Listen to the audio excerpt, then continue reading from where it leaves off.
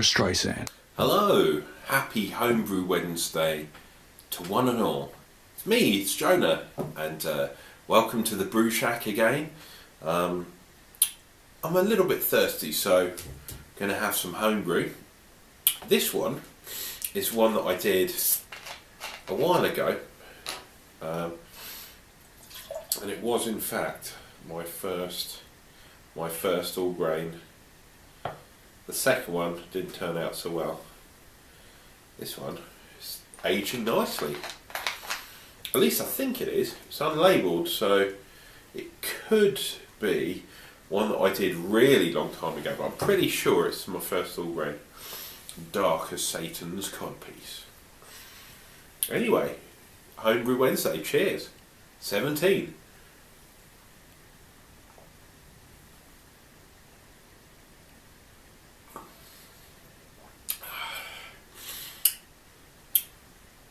Very nice. This is somewhere between a porter, a dark porter, and a stout. But anyway, it's very quaffable, very drinkable. No heads, but I didn't put too much priming sugar in, because I don't really like to put that much in stouts and the dark beers, because a fizzy dark beer, don't really see the point myself. You know, can't drink it very quickly, but you can't anyway. So, apart from this, which was a windfall really, because I just found it in the shed, in the brew shed. What am I up to? What have I been up to? Well, I finally transported my sloes. I put them, the gin, into another container, and guess what? I put some Slyser on. Going to take about a month, I think, at least, to get ready. But things have got to move along. The only thing I can possibly think is if there's some yeast still in suspension in my Slyser, it's going to react with the sloes, and because I haven't put an airlock on this Kilner jar, I've got to be really careful. What I'm going to do is keep an eye on it, make sure I check it regularly and relieve the pressure. Yeah, I don't want it to explode. My girlfriend would be really annoyed. Anyway, do you want to see the bottling video? I think we should. Let's look at it now. Okay guys, you probably can't see my head, but that might be a good thing. We're going to transfer the sloe gin into this other jar, which has been sterilised. Yeah. Then we're going to put some of my Slyser from this one into this one. Sounds crazy, huh? But you'll see it. It's a 3-into-1 kind of thing. These two things, we've got a funnel. Well, let's start, shall we? Pop that open. As I say, this has been sterilised already. Pop my funnel in. And what I found is a good trick is, this is from my teapot. I'm going to put that into my funnel. You can buy funnels with the gauze in the actual funnel itself. I didn't get one of those. So this is what I'm going to use. I'm going to put this here, just in case we spill some. Hopefully not. Oh, it's got a bit stuck. Come on. Hey. That has more or less been stuck on for 3 months, so I'm not surprised. Right. Got to go for quite a gentle pour. Now this stuff is really alcoholic, so you know, it's gin after all, so I'm not too worried about a huge amount of the cleanliness. And some of the sloes are going in there. That doesn't matter. That is what the tea thing is for. Until you do that, you go beyond. There we go. That is done, I think. Let's put that back in there for a second. Couple of sloes, and we'll put that back in. That's pretty good, I think. So we've got a couple of sloes. I'll show you. See, they're still black, still very black, so they've still got a lot of goodness left in them. Right, look at those. The huge amount of sloes in there, man. It's a ludicrous amount. Right, let's try and tip those back into this one. Is that finished? More or less, yeah.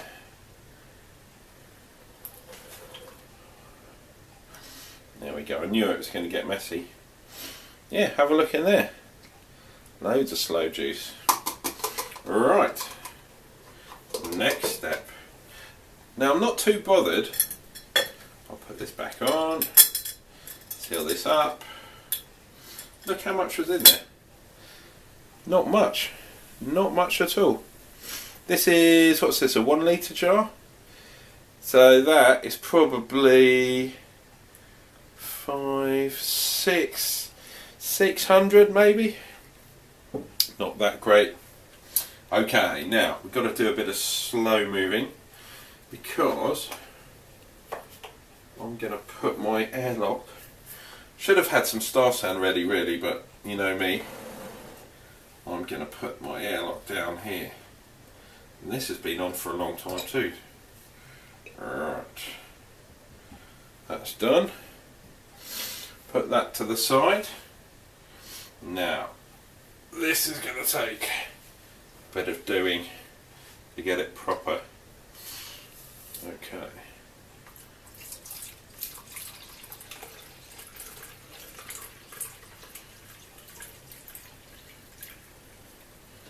Whoa. We have an issue in the pour. What's the issue? Is it too embedded in the sloes? Wow. Oh, tell you what I've done. There were a couple, you know those couple of sloes? Guess where they are? They're in the end of there. As you can see, home brewing doesn't always go to plan. And in my case, it hardly ever goes to plan. Anyway, we're getting there, we're getting there. Okay. A little bit more, I reckon. Okay. Got to be careful with this pour, you see. Don't want to get too much yeast in there. That should do it, I think. That, my friends, should do it. That's looking good.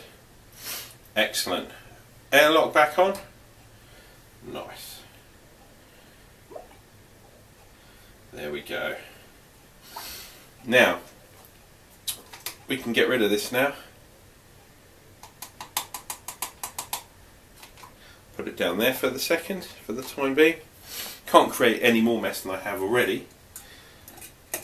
Put my kilner jar back together. Nice. Then, going to give this a good old shake.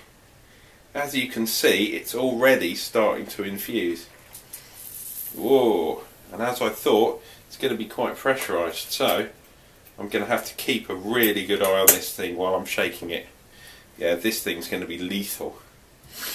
Anyway, guys, I hope this has shown you what I'm doing with the slider, or slicer.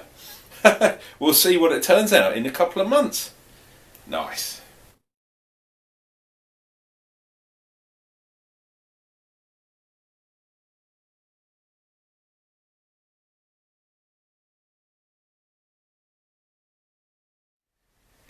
Whoa, welcome back. It was quite interesting, and I did manage to spill stuff everywhere, as you saw, but this is what I've got. I've got my Slyser here, which I need to rack. I should have done that before. It would have made things slightly easier, I think. We've got my sloe gin here, which is, the yield is a lot less than I thought. So next time, next year, I'm going to try and get an even bigger vessel, maybe do 1.5 litre, maybe, because I only put 750 of gin in, yeah. But anyway, we've got some sloe gin, so that's all good. And we've got some Slyser. I keep having to think what the hell it's called. Slyser. I've got a feeling that, as far as I know, and as far as my internet research, no one's ever done this before. People have done cider before, don't get me wrong, but this is Slyser. And you can see already it's kind of taking on the colour of the sloes. As I say, I'm going to have to really be careful with this one. If I'm going to do this next time, next year or the year after, I'm going to get the sloes out of here. I thought it'd be easier to leave them in, but I'm just going to whip the whole thing out and put it in a container that I can stick an airlock on, because I'm a bit worried about this. It's not too bad, but I'm worried that it might explode. The other thing I found was it is reacting with the sloe berries, so we are getting a small amount of fermentation. And unfortunately, this kilner jar, it's not like gas tight, if that makes sense. It should be airtight, but when the pressure builds up inside it, it sort of goes psh, and little bits of stuff come out. And if you invert it, the pressure shoots the actual liquid out as well. So these aren't as good as you think they are. You think, oh yeah, they'll be pressurised and everything. They're not, yeah? So I might possibly do it in a slightly more pressurised container next time. Anyhow, we've got to the next stage. I'm quite excited. As I say, I'm going to rack this off. Rack off, mate. I'm going to drink this. I'm going to wait for this. Anyway, life's good at the moment, and I've still got some homebrew to drink, so I'm quite happy. Still need to do some more brews, but yeah, Homebrew Wednesday is good. Take care, guys. We'll see you for the next one, yeah?